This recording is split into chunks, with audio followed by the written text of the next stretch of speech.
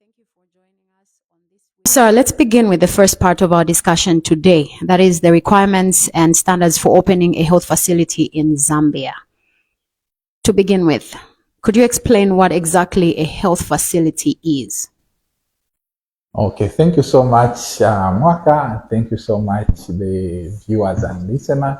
A health facility is a place where health services are provided to the public. Specifically, the Health Professions Act number 17 of 2024 in section 2 defines a health facility as any site which can be fixed or mobile where health services are provided for the prevention and treatment of diseases or illnesses, and it includes a number of places. This could be a diagnostic center standalone, a hospital, and if you see this definition, it's so wide. As long as you are treating, as long as you are providing services for the prevention, diagnosis, and including a hospital, clinics, specialized, non-specialized, and some form of alternative and complementary medicine like acupuncture. All those falls under health facilities, Madam Waka. And I must add that in the Act, specifically Section 38, it prohibits any person from operating a health facility. And when we mean a health facility as defined, it could be a hospital, a clinic, a rehabilitation, a medical spas. All those are health facilities. Okay. And Section 38 is very instructive. If any premise falls in that definition, you are prohibited from operating it without a license from HPCZ. Thanks. Okay, so what if I get when I win a lottery somewhere and I buy a truck and I wish to start providing services within that truck, mobile services? Does that also require me to come to HPCZ first? Sure. Like I mentioned, Section 2 defines a health facility as a site fixed or mobile. Okay. So you can literally fit your eye clinic into a truck. You can literally fit your dental clinic into your truck, and we'll assess it. If it meets the requirement, we'll give you a license, and you can move from place to place as long as you are within the jurisdiction of Zambia. We have licensed a number of health services on a wheels, and this can not only be on the truck, but it can be on a altar. There is an application already that we are considering on a mobile boat that will be offering health services in longer district. Okay, how about I'm just a pedestrian who goes house to house to just check people? Is there anything like that? So there is domiciliary services, which is home care services. So we also have a category of licenses, but not in the manner and from their specific requirement on how you can offer home care services. Okay, thank you so much. And what are the first steps that someone should take when planning to open a health facility in Zambia?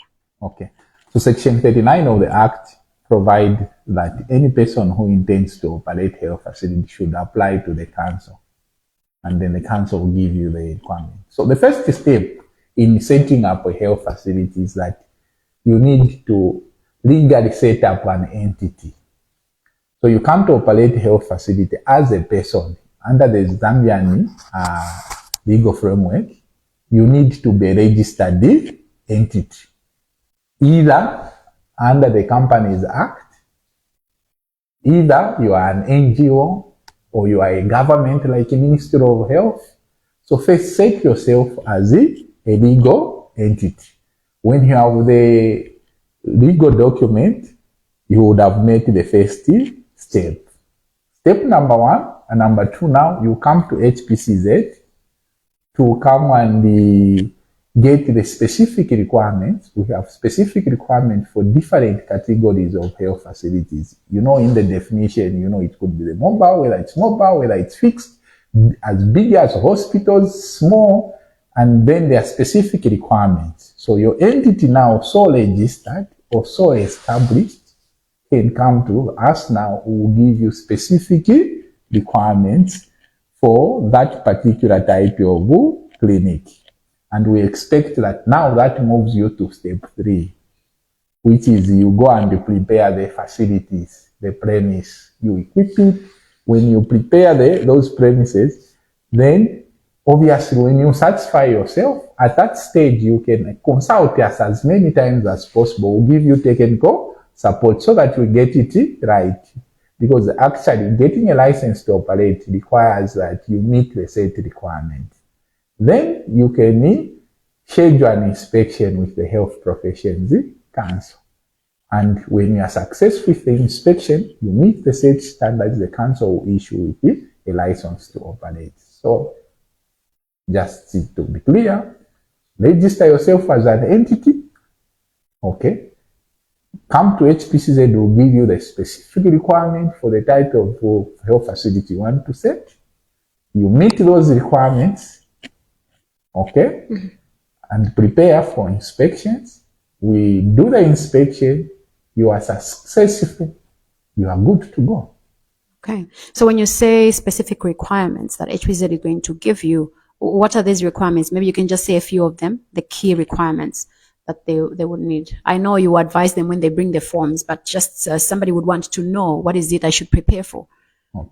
So irrespective of the type of facility you have, obviously, remember we said that you have to be a registered entity. Yes. So first thing, you have to have documents of that entity. So which will come, the application form will state the document that should come. I will loosely call them application documents. That includes the background, the one. So those are application documents. Number 2, you need the facilities. You won't see people on the tree. So you need, whether mobile or physical, you need the facilities where you are going. So this is the premises, the infrastructure where you are going to operate from. But in that infrastructure, obviously you have to put the furniture where the patient, the staff are going to sit, the fixture, the utilities, the water, the electricity, the equipment, the furniture. Above all, you know, we have another important resource, which is the human resource. You can have a beautiful facility, but you need to employ the qualified people, the doctors, the clinicians to consult, the people to give medicine in the pharmacy, the nurses. So basically the continuum, and this requirement differs from facility to facility. Big facilities like hospital will require more, while smaller one will require less. But like I said, depending on the specific, all of them will still require this equipment, will require the human resource, and the systems in place, including data management system, quality assurance system, waste management system.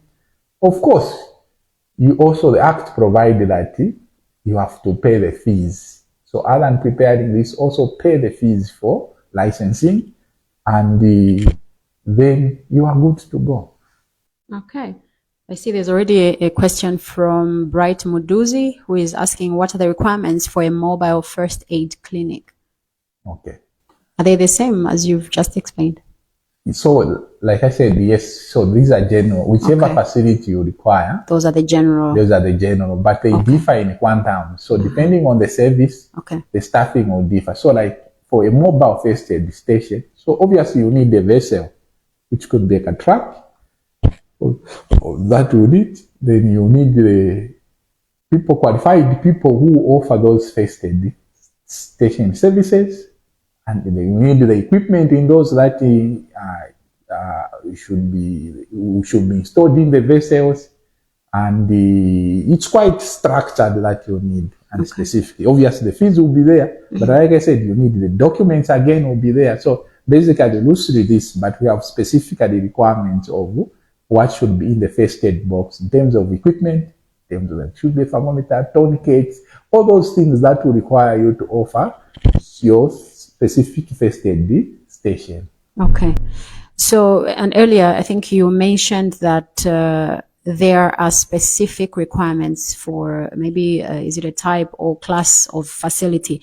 I'm not asking you to get into those details, but would just like to know what are these specific classes or levels of health facilities? If you could just summarize that, yes. So the first category of facility are hospitals. Okay, there are facilities, which is the highest tier is the hospitals. And these hospitals fall for both outpatient and inpatient. They admit patient critically under the supervision of medical doctors. And they are in levels. We have the entry level of hospitals, which is the hospital level 1. As we increase the number of diagnostic capacity and specialties, we move to level 2 hospital. Then we have the level 3 hospitals and the super specialized hospitals, which are level 4. And these are purely offering highly specialized services, including, it could be just focusing on heart, it could be psychiatry, like our China Mental Hospital. We have Nation Heart Hospital. Those are super specialized hospitals at level 4. Level 3 specifically for the teaching hospitals that offer a high quantum of specialization diagnostic service. So we have a quantum of hospital service beginning from level 1 up to level 4. Below the hospital levels, we have the zonal health center classes, which offers health services above a normal health center, but below a hospital. They do most of the services that are offered at a hospital level, but low. Then we have general practice health centers.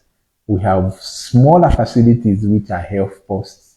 And we have, like the question on first aid station. We also have first aid station or first aid station. This include sick bays in schools, plant site clinics in industries, but we also have standalone specialist clinics. These are clinics which just offer single clinical services like dental, eye, ENT, and all other specialization.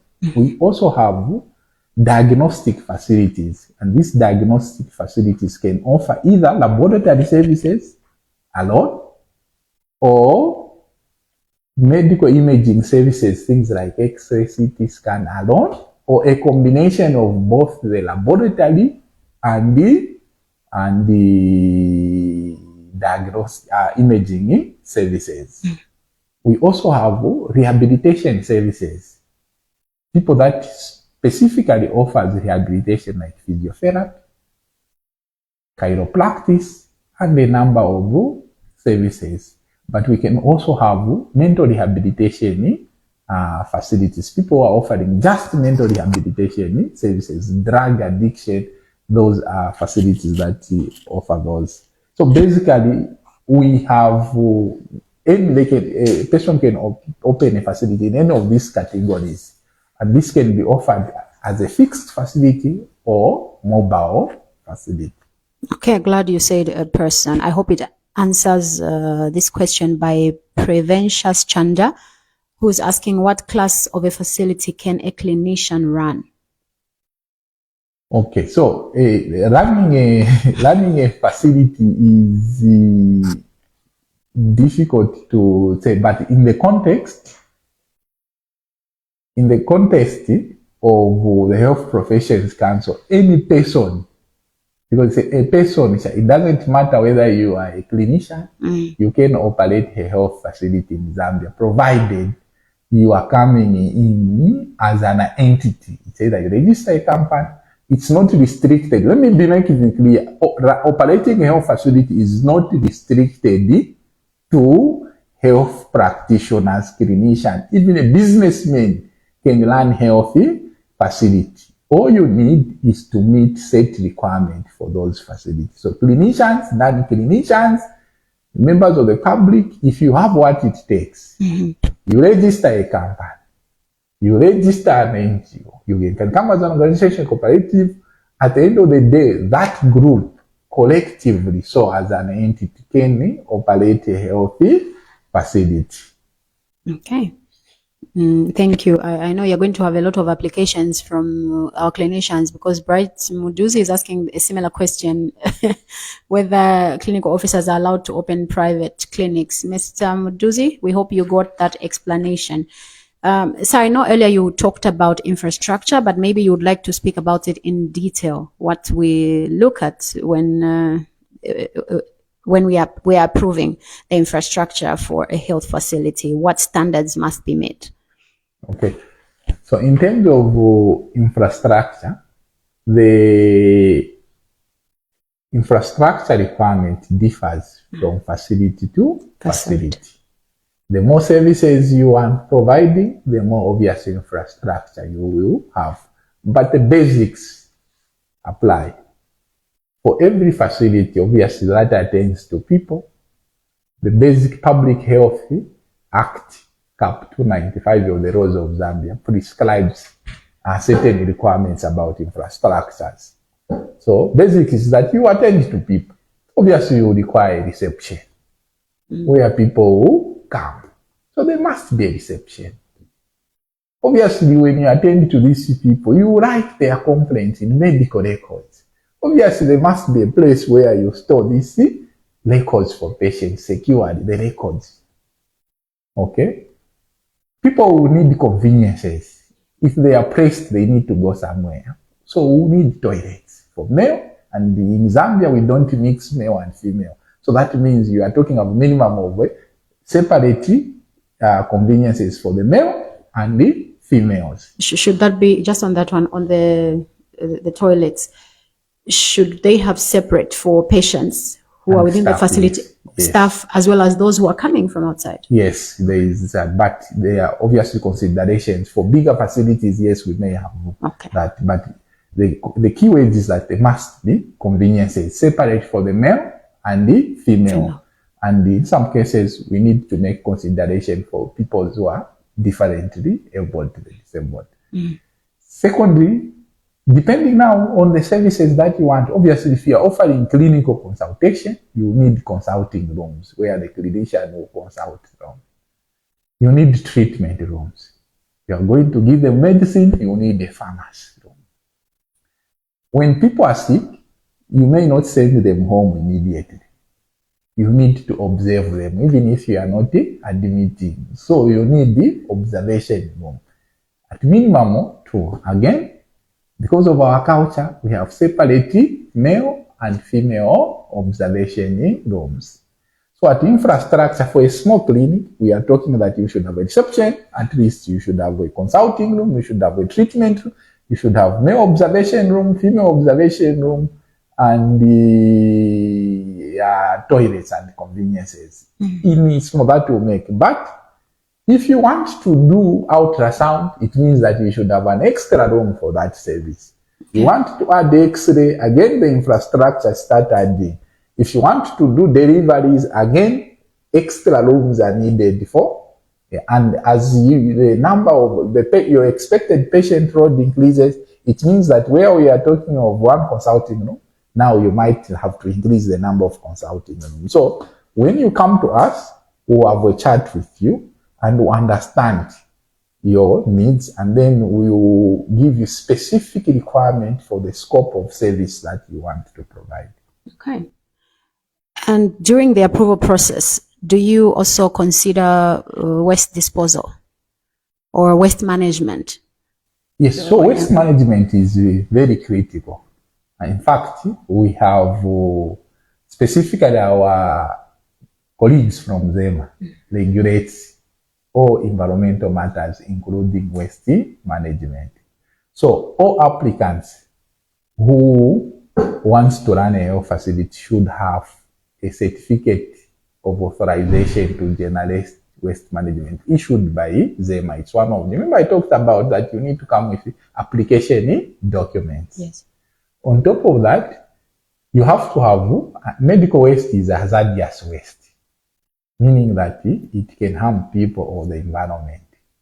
Therefore, you need to have either an incinerator in-house that is approved by our colleagues from ZEMA, or if you not have your own incinerator, to contract a certified company that can collect the medical waste, which is classified as hazardous from your facility and properly dispose of it in line with ZEMA requirements. Okay. So generally, we require that you manage your waste. There are rules for segregation. I mentioned that one of the requirements is the quality assurance systems. So I mean, you need to have systems for waste generation, system for segregating that waste, and system for managing and disposing those waste. In our specific requirements, all those things are well stipulated. Mm-hmm. All right. Thank you so much.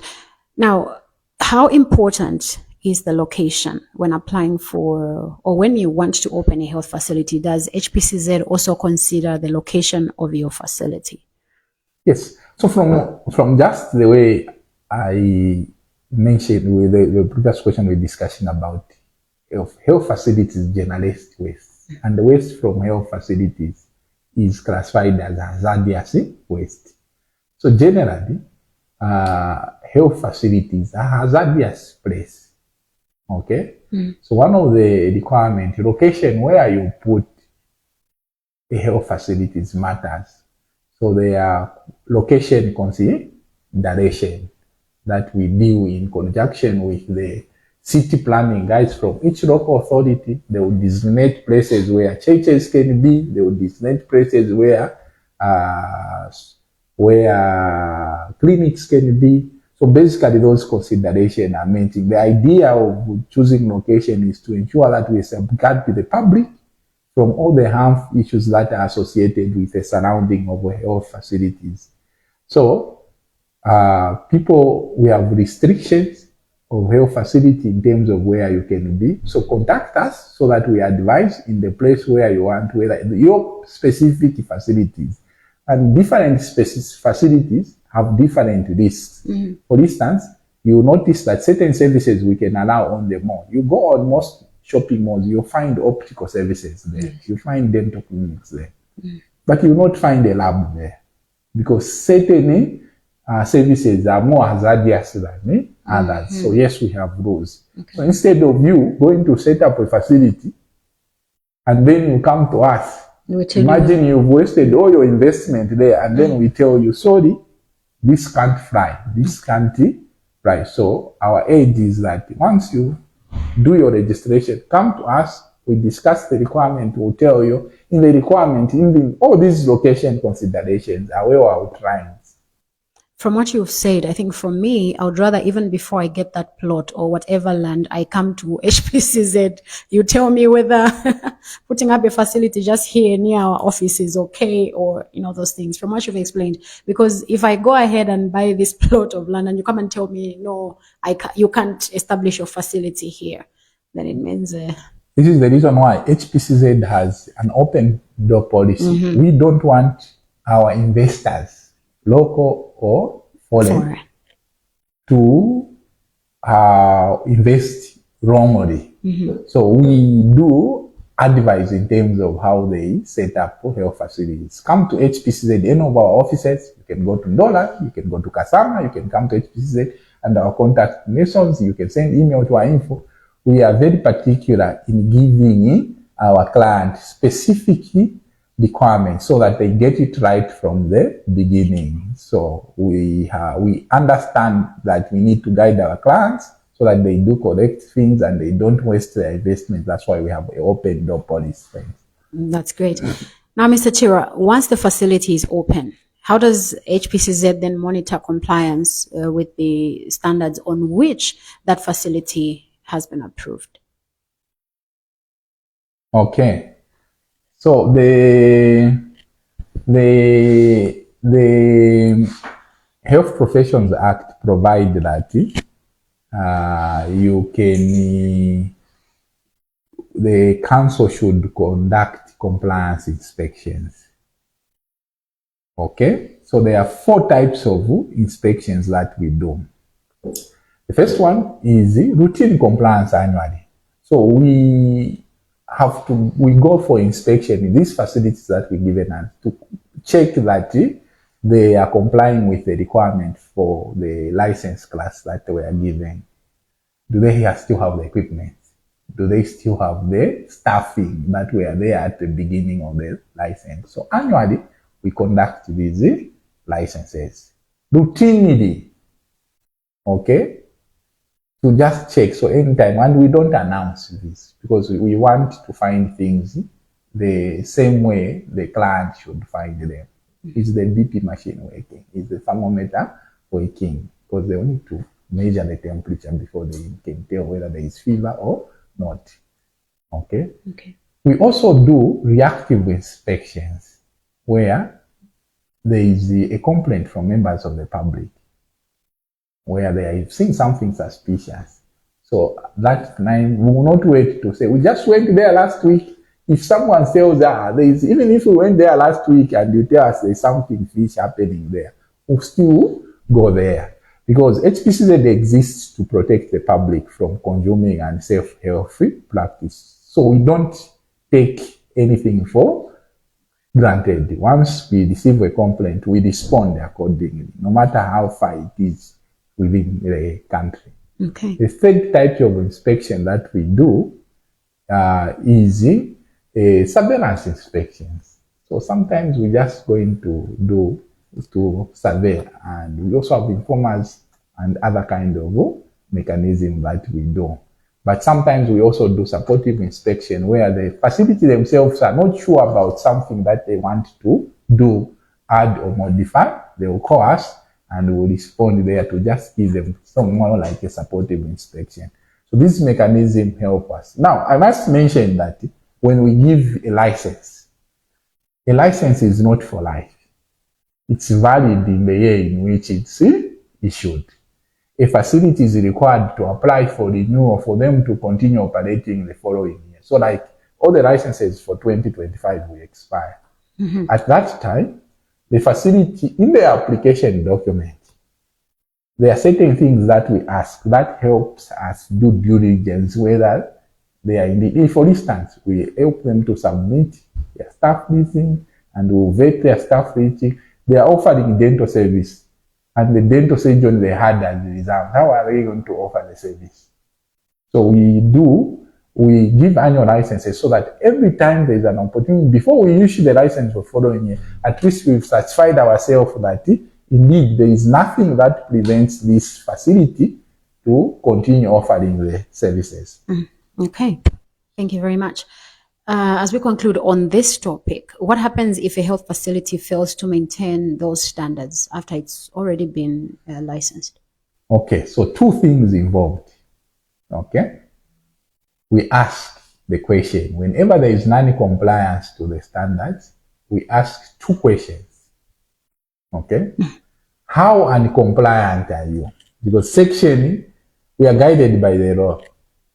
Section 2 defines imminent harm. If the non-compliance is such that the things that are there will pose imminent harm to the public, Section 49 empowers us to immediately close the facility. So if the facility is a threat to the public, it has no qualified people. It's having wrong medicine that are expired or unsafe to the public, and among things that are indicated in Section 2 of the Act in the definition of what is imminent harm. Then we shut down the clinic without any recourse there and then.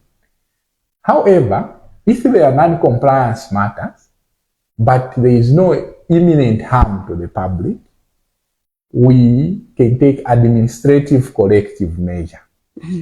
Okay, give them a notice and time for them to collect those matters. If they are not complying, we can fine them. If not, if there is no change in those administrative matters, there is provision for suspending the license for a period of time or cancellation of the license. If there are irregularities that require prosecution, we can also prosecute the health facilities for that matter. So basically, it resolves to whether the non-compliance poses imminent danger or not. Okay. There's a question from Mubanga Broker. What are the set requirements to run home-based services or on-site health services? I think maybe it came late. I mentioned that yes, we do give home care licenses. The requirements are the same. If you are running home care, again, you have to be an entity. Okay. Again, in your team, there must be staff. For instance, if you will be responding, if you're responding to physiotherapy services, people with strokes in their home, you still have to meet the requirement. You still require the staff to operate. You still require equipment that will go in your home-based care kit. So let them come to us, to any of our office. They can write to info through you, and then we can give them specific requirements. Even when we say home care service, it depends on what you want to offer in that home care service. If you have nurses and midwife in your team, if you have physio in your team, so there are specific services. However, not all services are provided in a home. For instance, you can't get a license to do deliveries in homes because under the Zambian policy, delivery should be happening in institutions, in the health facilities. So there are rules. So again, we'll tell you, these home services are permissible and these are not permissible. Those who are permissible will give you a set of requirements. I talked of specific requirements for each facility type. Come to us and we reason together in terms of what type of facility you want to offer. Okay. Mr. Chirwa, thank you so much for those insights. Now, let's move into the second part of our discussion today, which is improper advertising in the health sector. We're seeing a rise in online health service promotions, and not all of them meet the standards set in the HPCZ Code of Ethics. This is an important topic for both practitioners and the public. So let's break it down. What exactly is considered improper advertising in the health sector? Okay, so advertising of health services is regulated by the Professional Code of Ethics and Discipline Fitness. This is like a book. It looks like this. What can your viewers see? Yes. So this is the Code of Ethics. This book, for practitioners specifically, everyone who is registered with Health Professions Council gets this book. For every health facility that we license, they get this book as part of the document. When you pay your application fee, you get this document. It appears small, but this is very big and very comprehensive. So if you look at this document, specifically section 5.4, that is where all matters of advertisement are covered. Okay? Yes. Okay. So this is the document that people want to know more about the advertisement should be. I must say from the beginning that there is a misnomer that HPCZ doesn't allow advertisement. No. Yeah, that's why we brought this topic. The council allows the advertisement of healthy services. But we say, he who wants to advertise services must be within the confines of the Code of Ethics. You ask what is considered the improper advertisement. I must say that, you see, when you are sick or when you are unwell, you are at your point of most vulnerable. So you are prone to persuasive influence, such that a person who just bring a marine so here, you may be tempted to try it if it's well advertised. Okay?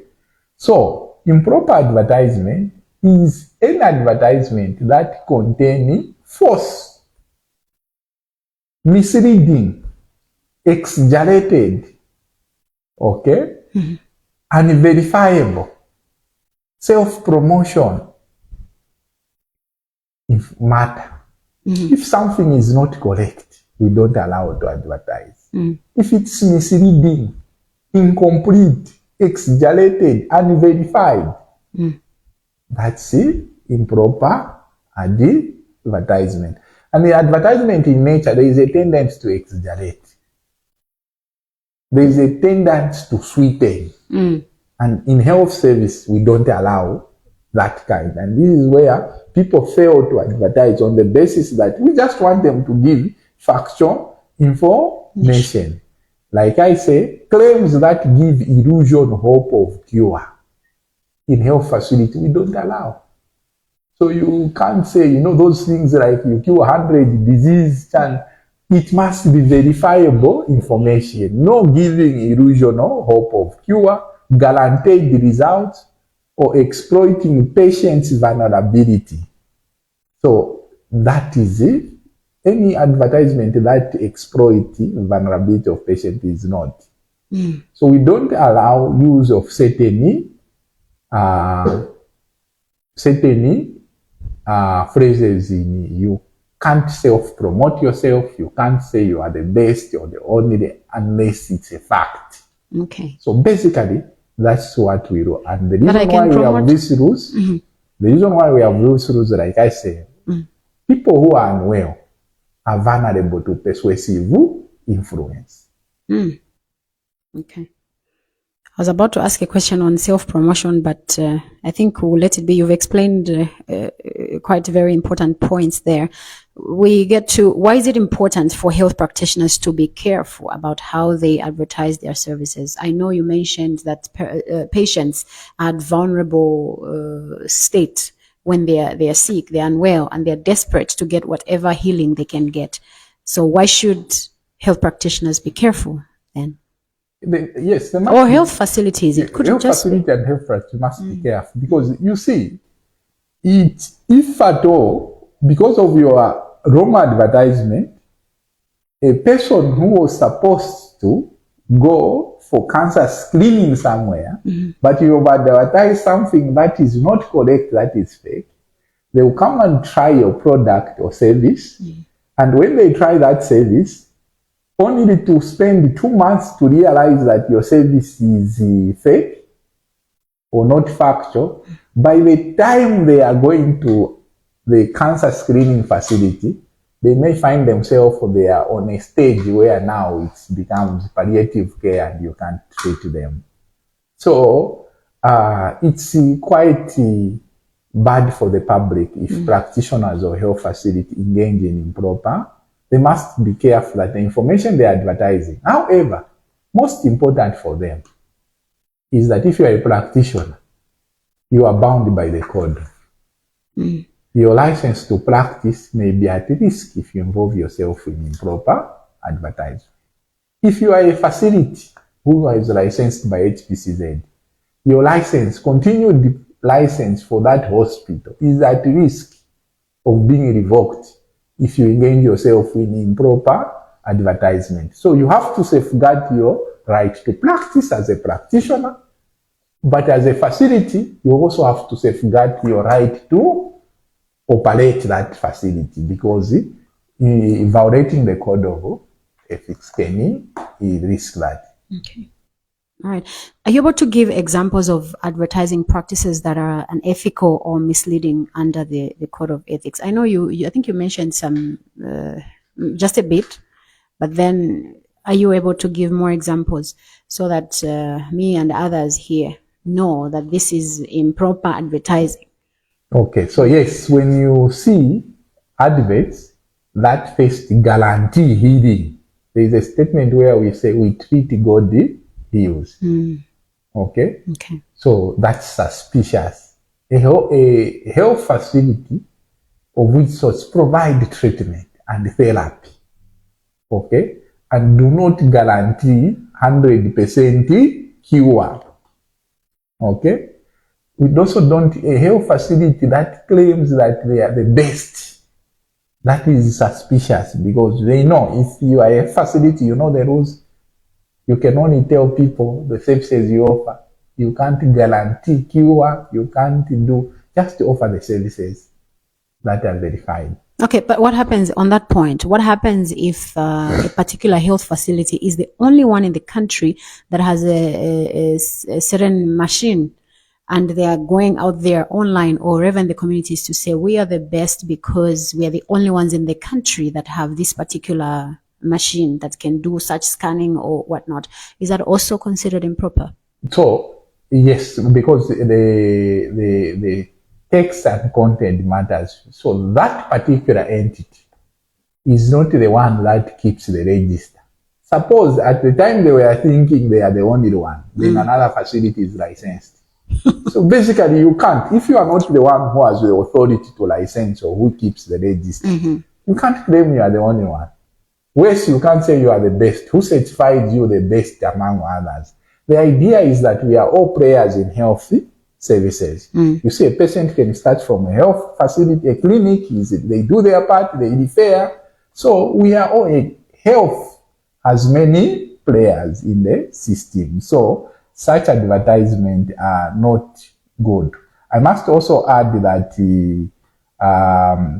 we also don't allow advertisement that provide inducement, including promises of discount, massive discount, Black Friday, massive discount here. Because we don't want people to come to you, not because you are offering a service, but because of a massive discount. So those kind of advertisements, if you see them, they are suspicious. Okay. So then also the before and after photos. No, this is not also allowed. But some people want evidence. That's not evidence. It's like I mentioned, health services, health facilities offer services and therapies. All they need to state, we offer this service.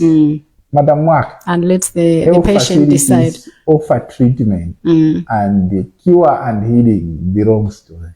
Whether people respond to.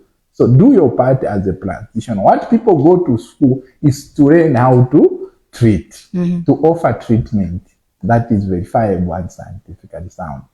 Okay. So what kind of advertising is acceptable for health practitioners and health facilities? I know you've told us the improper, but what sort of advertisements should practitioners and health facilities? So information about the service. I will simply summarize. Factual information about the services you offer. Okay. This is Chirwa Medical Center. We are located at this place. We offer the following services. Our operating hours are this. In fact, the code is very generous. It even allows you to you can even list your practitioners. We have dental, we have our surgeon there, we have our consultants there, we have specialists, non-specialists, provided that the information you are claiming is factual. Okay. So even the idea is, advertising is good because it gives the members of the public an opportunity to know the type of services and practitioners which are there in their geographical location so that they know where to go. So if a facility advertises, they offer dental, they offer, and if 7 advertise, so a person will have choice where to go. They will know that there is no lab, there is a lab. So they offer. So as long as it's factual information on the services that they are licensed and approved to offer.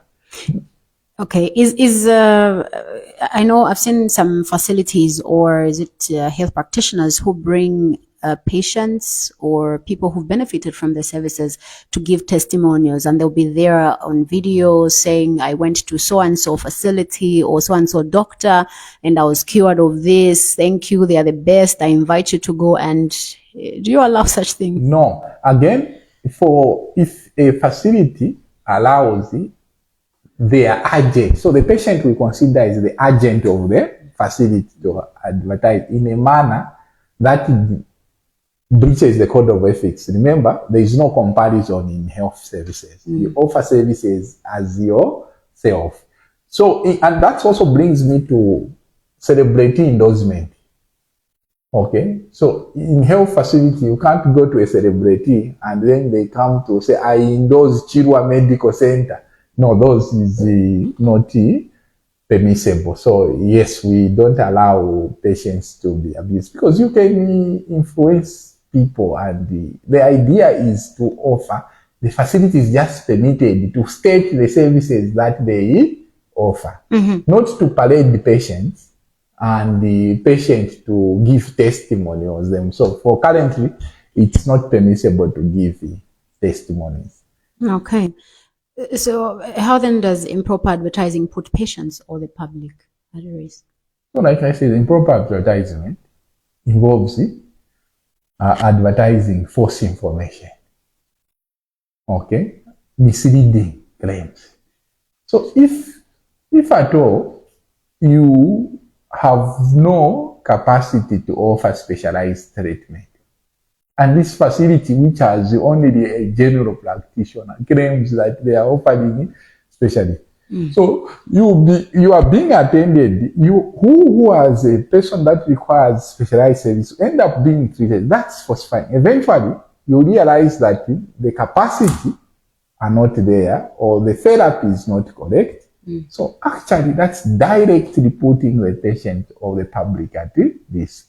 It can never be as direct harm as that. Okay. Moreover, I mentioned that the reason why is when you are sick, is that you are vulnerable. Yes. If you hear that help is there, because you want to be well so that you can continue with your life, because you want to be a productive, they say health citizens are a productive nation. Therefore, you easily want to get back to productivity, irrespective of whatever you do, whatever industry you are in, whatever form of economic activity you are in. You want to get back to your feet again. So if someone sweetens some therapy somewhere, you will go there, only to know that you have been scammed. So it's improper advertisement is purely a scam. Okay. How does the Health Professions Council of Zambia regulate and monitor advertising by health practitioners and health facilities? Because we see this time around, people are exposed to various media platforms, and even our health practitioners and facilities are leveraging on these numbers of platforms. So how do you monitor as HPCZ advertising within the sector? Okay, so one of the issues we remember I talked about surveillance. So during surveillance, we have surveillance team both involving HPCZ and our partners, other regulatory bodies. We survey the platform, social media. When you have the privilege of you bring the newspapers, we see what's going there, and what we, on daily basis, our staff and our surveillance, complex surveillance system is looking for matters that puts the life of our people at risk. So if we see any advertisement that is suspicious, from our surveillance team, we'll end up monitoring. So through our surveillance and monitoring of all possible advertisement platforms. But we also receive complaints from the members of the public as well, from including the legitimate health facilities. So we encourage even the legitimate health facilities, those that are doing the correct things. And you see, don't evade other persons, including health practitioners. The core here is that, in fact, if you see the code of, if you are a health practitioner and your colleague is improperly advertising, and you are together, you are not stopping them in that live as they are advertising. You are also, even if it was not you who was advertising, aiding another person to breach the code of ethics is also professional misconduct. So we have all these encouragements and platform where we ensure that we partner with other bodies, our surveillance team, to ensure that we bring sanity to the health ecosystem. And what are some of the consequences that a practitioner can face if they are found guilty of improper advertising? And please include facilities as well. Okay. Like I said, professional misconduct, a practitioner, if found guilty, can be charged. At most, they will risk losing their license to practice. Similarly, health facility operates because they have a license to operate. If you breach the code of ethics, you risk being fined, you risk being the license to operate being revoked. Yes. Okay. And finally, Mr. Chirwa, what advice would you give to the public when they come across health service adverts that seem inaccurate or misleading? The public, the members of the public, are our biggest eye.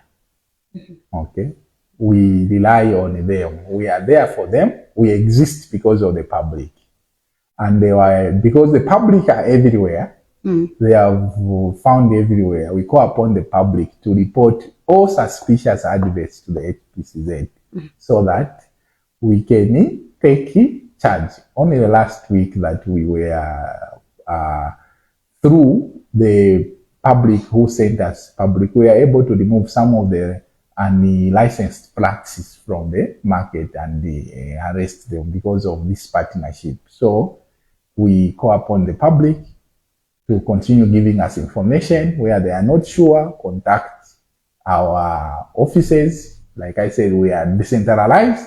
We are in Ndola, we are in Kasama, we are in Livingstone, we are in the capital here, and above more, we are online, even on Facebook. You please send as much as you can. Say through all our public relations team will share with you more on how best ways of contacting the council. But we are everywhere, and we are partnering with the public to ensure that we bring sanity to the health ecosystem. Okay. How long do you take to respond to, for example, I know we are obviously going to have some queries regarding the opening of health facilities or even improper advertising itself, or how people should advertise. How long do you take to respond to people? Okay, so first, I need to separate the complaints to the health facilities. So how long we respond to an application to operate? So, first thing, when you come to HPCZ, be assured that you go with information. You will not go empty-handed regarding opening healthy facilities.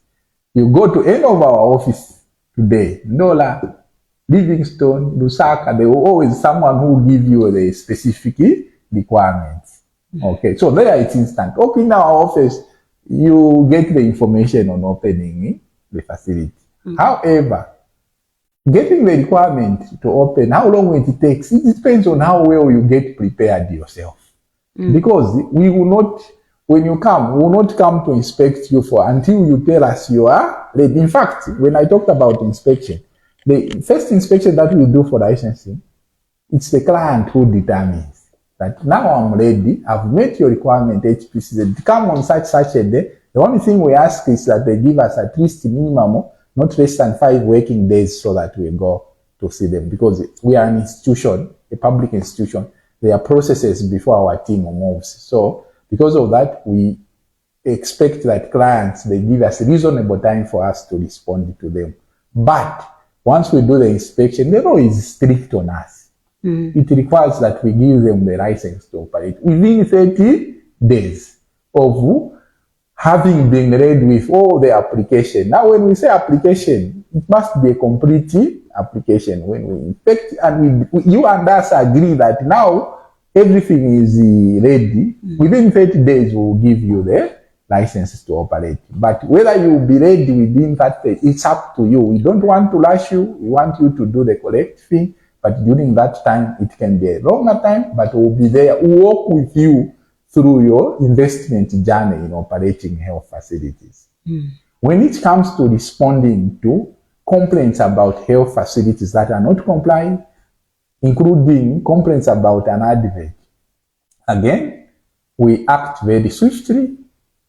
We verify the information, and at most within a week we should be done. However, there are certain investigations that may involve partnering with our colleagues in the state security arms, Zambia police and other. So there is a lot of planning that we do.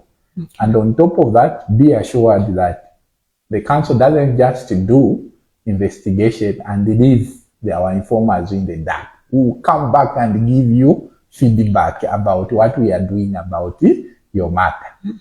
Okay, that's great. Mr. Chirwa, we would like to thank you so much for according us your time to be here. We know you are a very busy man, but thank you for spending this time with us. Thank you so much, madam. All right. Well, thank you so much, our viewers, for today. Thank you so much for joining us, and we hope that you can join us next time. So on behalf of my team, Mr. Chirwa, Kabesa Mshinge, our customer care officer, my name is Mwaka Namfukwe, public relations officer. We'll see you next week at the same time with another interesting topic. Goodbye for now.